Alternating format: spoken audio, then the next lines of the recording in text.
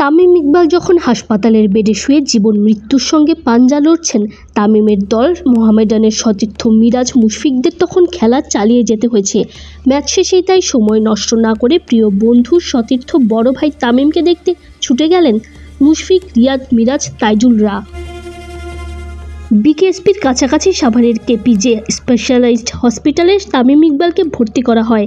সেখানেই খেলা শেষে তামিমকে দেখতে ছুটে যান প্রিয় বন্ধু মুশফিকুর রহিম। তামিমের যে কোনো অর্জনে কিংবা সাফল্যে মুশফিককে বরাবরই অভিনন্দন জানিয়ে পাশে থাকতে দেখা যায়।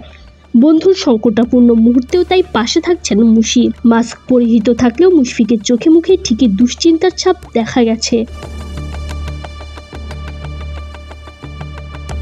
মাহমুদুল্লাহ রিয়াদও ছোট ভাই এবং সতীর্থ তামিমকে দেখতে ছুটে গেছেন।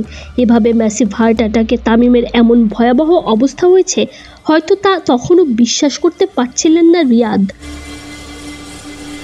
দলে তামিমের জায়গায় এদিনের ম্যাচে সবচেয়ে বড় দায়িত্বটা পালন করতে হয়েছে মিরাজকে।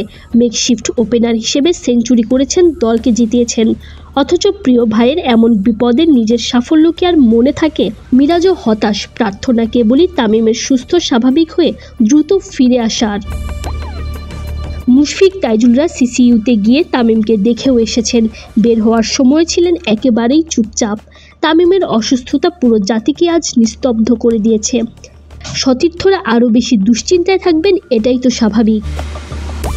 তামিম ইকবালের উন্নত চিকিৎসার জন্য ইতোমধ্যেই বিসিবির তরফ থেকে সকল প্রকার ব্যবস্থা নেওয়া হয়েছে। এনজিওগ্রামের পর হার্টে ব্লক ধরা পড়ায় ইতোমধ্যেই রিংও বসানো হয়েছে। খান সাহেব দ্রুতই সুস্থ হয়ে ক্রিকেটে ফিরুক, এটাই সকলের প্রার্থনা। Tanzim Oishi, BD sports time.